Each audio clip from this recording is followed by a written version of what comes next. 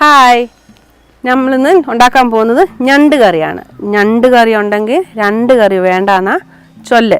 അപ്പോൾ ഞാൻ കുറേ ഞണ്ട് ഇവിടെ ക്ലീനാക്കി എടുത്ത് വെച്ചിട്ടുണ്ട്. ഇനി ഞാൻ ഞണ്ട് നിങ്ങൾക്ക് എല്ലാവർക്കും ഞണ്ട് ക്ലീനാക്കാൻ അറിയത്തുണ്ടാവത്തില്ല. അപ്പോൾ ഞണ്ട് ക്ലീനാക്കുന്ന വിധം ഞാൻ കാണിച്ചു തരാം. എന്നിട്ട് നമുക്കിത് ഉണ്ടാക്കാം.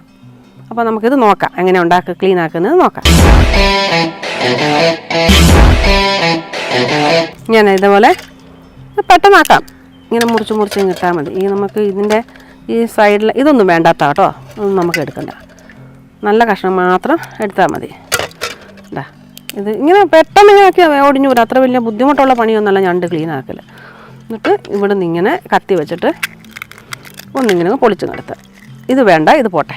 ഇതിങ്ങനെ ആക്കി ഇത്രയാക്കി ഞണ്ട് ക്ലീനാക്കി കഴിഞ്ഞു. ഇത് രണ്ടു വട്ടം ഒന്ന് കഴുകി വാരി ഇതിൻ്റെ ഈ സാധനമൊക്കെ കളയണം. ഇതതിൻ്റെ അഴുക്ക അതെല്ലാം കളഞ്ഞ് ഇങ്ങനെ എടുത്താൽ മതി. അപ്പം ഞണ്ട് ക്ലീനാക്കി കഴിഞ്ഞു. രണ്ടു വട്ടം കൂടെ കഴുകി വാരി എടുത്താൽ മതി. കഴിഞ്ഞു, ഞണ്ടിനെ ക്ലീനാക്കൽ കഴിഞ്ഞു. ഇത്രയും പണിയേ ഉള്ളൂ ഞണ്ട് ക്ലീനാക്കൽ. ഇത് ഇത്രയും കഷ്ണങ്ങൾ നമുക്കൊരു ഞണ്ടിനകത്തുനിന്ന് കിട്ടും. രണ്ടു വട്ടം കൂടെ കഴുകി വാരി എടുത്താൽ മതി. അപ്പം ഞണ്ട് ഇതാ കഴുകി വൃത്തിയാക്കി വെച്ചിരിക്കുന്നത്. ഇനി നമുക്കിതിന് തേങ്ങ വറക്കണം. തേങ്ങ വറുത്തരച്ചിട്ടാണ് ഞണ്ട് കറി ഉണ്ടാക്കുന്നത്. അപ്പം ഞണ്ട് കറി ഉണ്ടെങ്കിൽ മറക്കണ്ട, ഞണ്ട് കറി ഉണ്ടെങ്കിൽ രണ്ട് കറി വേണ്ട. നമുക്ക് അടുത്തത് തേങ്ങ വറക്കാം.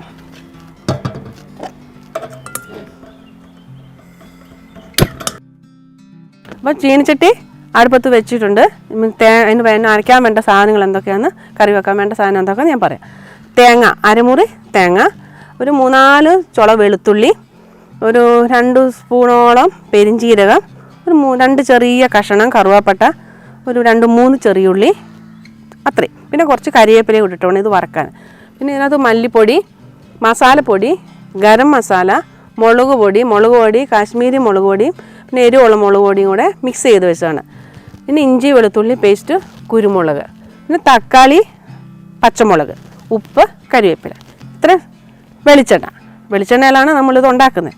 അപ്പോൾ വെളിച്ചെണ്ണ ഇത്രയും സാധനങ്ങളാണ് ഞണ്ട് കറിക്ക് വേണ്ട സാധനങ്ങൾ. ഇനി നമ്മൾ തേങ്ങ ഇടുക.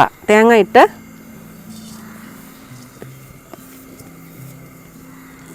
തേങ്ങ വറുക്കാൻ നമുക്ക് കുറച്ച് വെളിച്ചെണ്ണ ഒഴിച്ചു കൊടുക്കാം. അപ്പോൾ വെളിച്ചെണ്ണ ഒഴിച്ചത് കുറവാണെങ്കിൽ കുറച്ചുകൂടെ ഒഴിച്ചു കൊടുക്കാം. നമുക്കത് നോക്കി കഴിഞ്ഞിട്ട് ചെയ്താൽ മതി. ചില തേങ്ങയ്ക്ക് ഇച്ചിരി എണ്ണ കൂടുതലുള്ള തേങ്ങ ഉണ്ടായിന്ന് വരും, പാലൊക്കെ കൂടുതലുള്ളത്. അപ്പോൾ അതിന് എണ്ണ കുറച്ച് മതി. ഇപ്പോൾ ആവശ്യത്തിന് എണ്ണ നമ്മൾ ഒഴിച്ചിട്ടുണ്ട്. ഇനി നമുക്ക് ഇത് നന്നായിട്ടൊന്ന് മൂക്കട്ടെ. ഒത്തിരി എണ്ണയുടെ ആവശ്യമില്ല, കാരണം കൊളസ്ട്രോളൊക്കെ എല്ലാവർക്കും തന്നെ ഉള്ളതായത് കാരണം ഒന്ന് അറിഞ്ഞൊക്കെ ഉപയോഗിച്ചാൽ മതി എണ്ണയൊക്കെ. ഇതിലേക്ക് കുറച്ച് ചെറിയുള്ളി ഇടട്ടെ. അരിഞ്ഞു വെച്ച ചെറിയുള്ളി, അരിഞ്ഞതല്ല, നടുവേ ഒന്ന് പൊളന്ന് വെച്ചതേ ഉള്ളൂ, ഒന്ന് മൂക്കാനൊന്ന് എളുപ്പത്തിന് വേണ്ടിയിട്ട്. കറുവാപ്പട്ടയും കൂടെ ഇട്ട് കൊടുക്കുകയാണ്.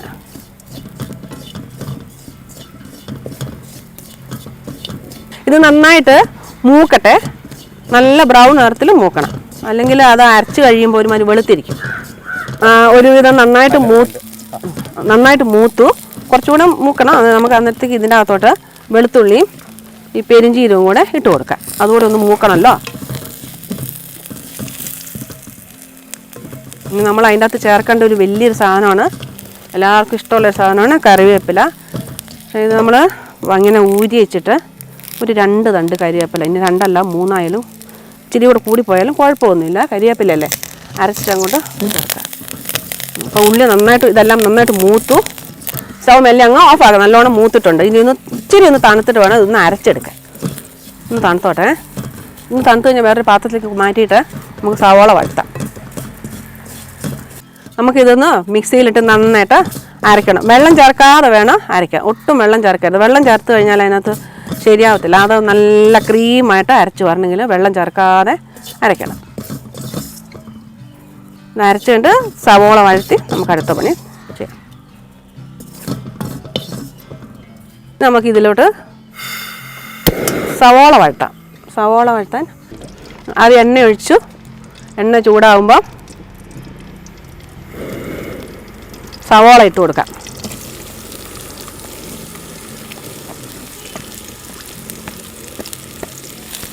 സവോള ഇട്ട് കൊടുത്ത് സവോള നന്നായിട്ട് വഴറ്റണം. സവോള നല്ലപോലെ വഴന്ന് ആയി വരണം. സവോളയ്ക്കകത്തോട്ട് നമുക്ക് ലേശം ഉപ്പ് ചേർത്ത് കൊടുക്കാം. കാരണം എല്ലാവർക്കും അറിയാം സവോള പെട്ടെന്ന് വഴലണമെങ്കിൽ ഉപ്പിട്ട് കൊടുത്താൽ പെട്ടെന്ന് വഴന്ന് കിട്ടുമെന്ന്. കുറച്ചിട്ട് കൊടുത്താൽ മതി, പിന്നെ ബാക്കി നമുക്ക് ഞണ്ട് കറി ആക്കുന്ന സമയത്ത് ചേർത്ത് കൊടുത്താൽ മതി. എന്നിട്ട് സവോളയ്ക്കകത്ത് ലേശം ഒന്ന് വഴന്ന് കഴിഞ്ഞിട്ട് തക്കാളി പച്ചമുളക് കൂടെ നമുക്ക് ചേർത്ത് കൊടുക്കാം. ഇച്ചിരി ഒന്ന് വഴലട്ടെ, എന്നാലേ പെട്ടെന്ന് ആവുള്ളൂ. പച്ചമുളക് ഒരു 4 പച്ചമുളക് പിളർന്നതാണിത്.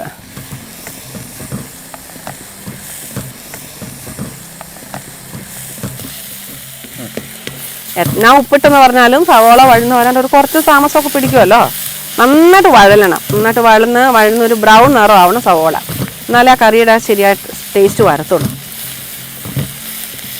ഞണ്ട് കറി വെക്കുമ്പോൾ കോംപ്രമൈസ് ഒന്നും ആക്കാൻ പറ്റത്തില്ല. നന്നായിട്ട് വഴലണം. വഴന്ന് നല്ല ഗ്രേവി ടൈപ്പിലാവണം. നമുക്കിതിലോട്ട് തക്കാളി ഇട്ട് കൊടുക്കാം.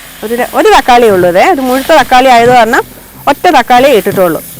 ചെറുതാണെങ്കിൽ നമുക്ക് 2 എണ്ണം ചേർക്കേണ്ട ആവശ്യമുണ്ട്. പിന്നെ സവോള നന്നായിട്ട് വഴലണമെന്ന് പറഞ്ഞ് ഞണ്ടിനധികം വേവില്ല. ഞണ്ടിനും കൊഞ്ചിനൊന്നും അധികം വേവില്ല. ഞണ്ട് പെട്ടെന്ന് വേവും. അപ്പോൾ സവോളയ്ക്ക് കിടന്നുകൊണ്ട് അവിടെ നമ്മുടെ ചിക്കനൊക്കെ വേകുന്ന പോലെ തിളച്ച് വേകാനുള്ള സമയമില്ല. അപ്പോൾ അതുകൊണ്ടാണ് ഞാൻ പറഞ്ഞത് സവോള നന്നായിട്ട് വഴലണമെന്ന്.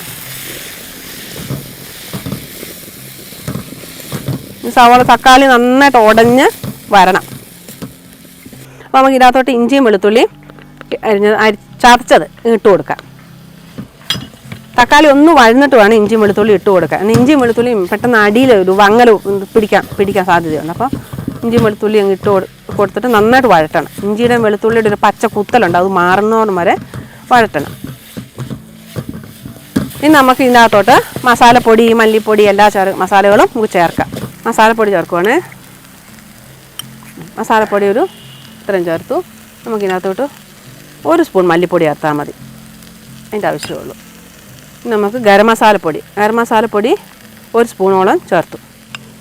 ഇനി അതിനകത്തോട്ട് നമുക്ക് ഇത് 2 സ്പൂൺ കാശ്മീരി മുളക് പൊടി, 1 സ്പൂൺ സാധാരണ എരിവുള്ള മുളക് പൊടി മിക്സ് ചെയ്ത് വെച്ചിരിക്കുന്നതാണ്.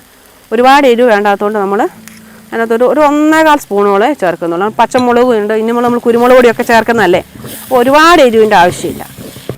അപ്പോൾ ഇതിനകത്ത് നമ്മൾ മുളക് പൊടിയൊക്കെ കുറച്ച് ഇട്ടിട്ടുള്ളൂ. പക്ഷെ തീരെ എരിവ് കുറച്ചാലും പറ്റത്തില്ല. ഇറച്ചിക്ക് മീനൊക്കെ ഇച്ചിരി എരിവില്ലെങ്കിൽ അത് കൂട്ടാൻ കൊള്ളിയല്ല.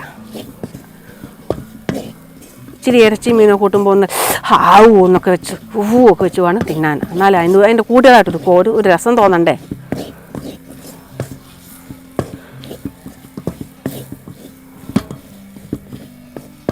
നന്നായിട്ട് എല്ലാ മസാലയെല്ലാം നന്നായിട്ട് മൂത്തു. ഇനി നമുക്ക് ഇതിനകത്തോട്ട് തേങ്ങ അരച്ചതുകൂടെ ചേർത്ത് കൊടുക്കാം.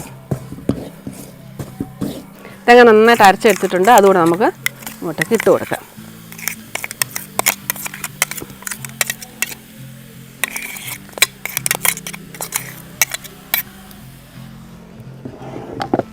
എല്ലാം ഒന്നിട്ട് നന്നായിട്ട് ഇളക്കി വെച്ചിട്ട് നമുക്ക് കുറച്ച് വെള്ളം ഒഴിച്ച് ഇത് നന്നായിട്ടൊന്നും കൂടെ അങ്ങോട്ടൊന്ന് ഗ്രേവി ആക്കണം നമുക്ക്. എന്നിട്ടേ ഞണ്ടിടാൻ പറ്റുള്ളൂ. ഇച്ചിരി മഞ്ഞൾപ്പൊടിയും കൂടെ ചേർക്കണം. മഞ്ഞൾപ്പൊടി അത്യാവശ്യമുള്ളൊരു സംഗതിയാണ് എല്ലാ കറികൾക്കും. അപ്പോൾ നേരത്തെ അത് പരിചയപ്പെടുത്താൻ മറന്നു പോയതാ. ഇനി നമുക്കിതിനകത്ത് കുറച്ച് കരിവേപ്പില, അത് പിന്നെ എത്ര ഇട്ടാലും കറികൾക്ക് ടേസ്റ്റ് ഒട്ടും കുറയ്ക്കത്തില്ല, കൂട്ടത്തേ ഉള്ളൂ. നമ്മുടെ തന്നെ പറമ്പിലേ തന്നെ പറിച്ചെടുക്കുന്നതാകുമ്പോൾ വാടാത്ത നല്ല വിഷമടിക്കാത്ത നല്ല കരിവേപ്പിലാകുമ്പോൾ അതിനൊരു രുചി ഒന്നും കൂടെ കൂടും. ഇനി നമുക്കിതിനകത്ത് കുറച്ച് വെള്ളം ഒഴിച്ചിട്ട് നന്നായിട്ട് ഇതാവട്ടെ, ഗ്രേവി ആവട്ടെ. എന്നിട്ട് വേണം നമുക്ക് ഉപ്പൊക്കെ പാകം നോക്കാൻ.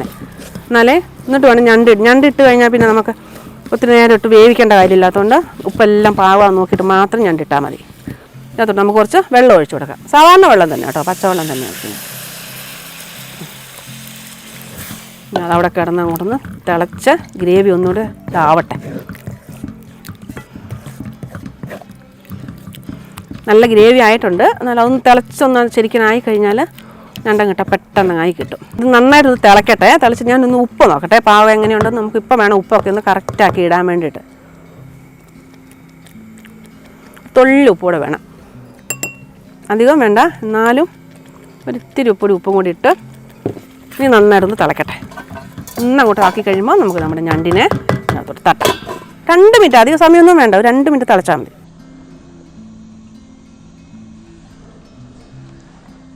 ഇനി നമുക്കിതൊന്ന് തുറന്ന് നോക്കണം. എണ്ണ തെളിഞ്ഞ് വരണം. എണ്ണ തെളിഞ്ഞ് വന്നോന്നും നോക്കാം. എണ്ണ തെളിഞ്ഞ് വന്നെങ്കിൽ കണ്ടോ എണ്ണ നല്ലോണം തെളിഞ്ഞ് വന്നിട്ടുണ്ട്. ഇനി ഇതിനകത്തേക്ക് ഒരു കറുവാപ്പട്ടയുടെ ഇല ഒന്ന് മുറിച്ചങ്ങിട്ട് കൊടുത്തേക്കുക. അതിനകത്തോട്ട് ഒരു 1/2 ടീസ്പൂൺ ഗരം മസാലയും കൂടി ഇടുക. ഒരു ടീസ്പൂൺ കുരുമുളക് പൊടി ഇടുക. ഒരു 1.25 ഇരുന്നോട്ടെ, ഇച്ചിരി എരിവ് വേണമല്ലോ. ഒന്നുകൂടെ ഇളക്കി ഇനി നമ്മുടെ മെയിൻ താരമായ, നമ്മുടെ സൂപ്പർ താരമായ ഞണ്ടിനെ ഇങ്ങോട്ട് തട്ടാം. ഇനി ഞണ്ടിനകത്ത് വെള്ളമൊന്നും വേണ്ട, ചെറു തീ കിടന്ന് അവനൊന്നങ്ങോട്ടൊന്ന് ആയാൽ മാത്രം മതി. അപ്പം ഞണ്ടിനെ നമ്മളങ്ങിട്ടു. ഞാനിവനൊന്ന് ഇളക്കട്ടെ.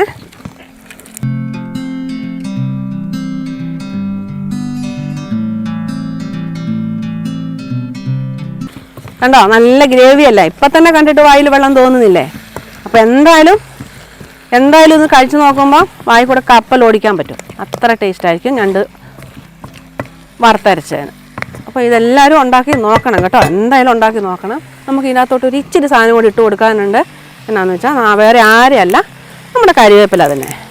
നമുക്കൊരു ഇച്ചിരി കരിവേപ്പിലയും കൂടി ഇതിൻ്റെ മേലെ കൂടി അങ്ങ് ഇട്ട് കൊടുത്താൽ മതി. നമുക്കേ ഇങ്ങനെ ഒന്ന് ഇളക്കിയിട്ട് കൊടുക്കുക. എല്ലാവരും ഒന്ന് ശരിക്കും ആവണ്ടേ, എല്ലായിടത്തും പിടിക്കണ്ടേ മസാലയും ഉപ്പും മുളകും ഒക്കെ. ഇളക്കിയിട്ട് കൊടുത്തിട്ട് ലേശം നേരം കൂടെ തട്ടിപ്പൊത്തി അങ്ങ് വെക്കാം. അവനോട് ഇരിക്കട്ടെ ലേശം നേരം കൂടെ. എന്നിട്ടൊന്ന് എണ്ണ തെളിയണം. എണ്ണ തെളിഞ്ഞ് കഴിയുമ്പോഴത്തേക്കും നല്ല സൂപ്പറായിട്ട് ഇങ്ങ് വരും. അടച്ചു വെക്കട്ടെ, നമുക്ക് തുറന്ന് നോക്കാവേ. കണ്ടോ, നമ്മുടെ ഞണ്ടുകറി നല്ല ആവിയൊക്കെ പാറ് നല്ല എണ്ണയൊക്കെ തന്നെ നല്ല സൂപ്പറായിട്ട് ഇങ്ങ് വന്നേ.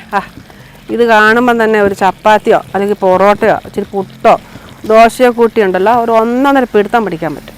ആ കിണ്ണം സാധനമായിട്ടാണ് വന്നിരിക്കുന്നത്. കണ്ടോ, ഇനി നമുക്ക് എന്നാ പറഞ്ഞാലും വേണ്ടില്ല, ഇതിനകത്തോട്ടൊരു മേമ്പൊടിയായിട്ട് ഒരു ഇച്ചിരി കരിവേപ്പിലയും, എന്നാ കൊളസ്ട്രോളാന്ന് പറഞ്ഞാലും ഒരു തൊള്ളി വെളിച്ചെണ്ണയും കൂടി ഒന്ന് ഒഴിച്ചു കൊടുത്താൽ നമ്മൾ ഞണ്ട് കറി റെഡി. ഇനി പിന്നെ ഒന്നങ്ങ് ഇളക്കി കഴിഞ്ഞാൽ ആ പച്ചക്കരിവേപ്പിലുണ്ടല്ലോ, അത് അവസാനം ഇറച്ചിക്കകത്തോട്ട് പച്ചക്കരിവേപ്പിലൂടെ ഒരു ടേസ്റ്റിങ് വരുമ്പോണ്ടല്ലോ, ഇറച്ചിക്കകത്താണെങ്കിലും മീനിൻ്റെ അകത്താണെങ്കിലൊക്കെ അതിനൊരു പ്രത്യേക ടേസ്റ്റാണ് കേട്ടോ. ഒന്ന് ട്രൈ ചെയ്ത് നോക്കിയോ. ഇപ്പോൾ കറി റെഡിയായി. നമ്മുടെ ആഘോഷമായിട്ട് നമ്മൾ സ്റ്റൗ അങ്ങോട്ട് ഓഫാക്കട്ടെ. ഓഫാക്കി ഇനി നമുക്കിതാ പൊറോട്ട റെഡി.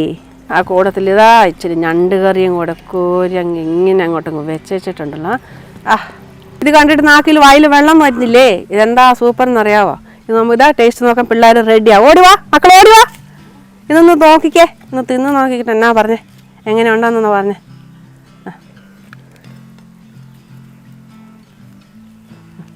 അടിപൊളിയല്ലേ? അടിപൊളി സൂപ്പറാന്ന് പിള്ളേർ പറഞ്ഞല്ലോ. സൂപ്പർ.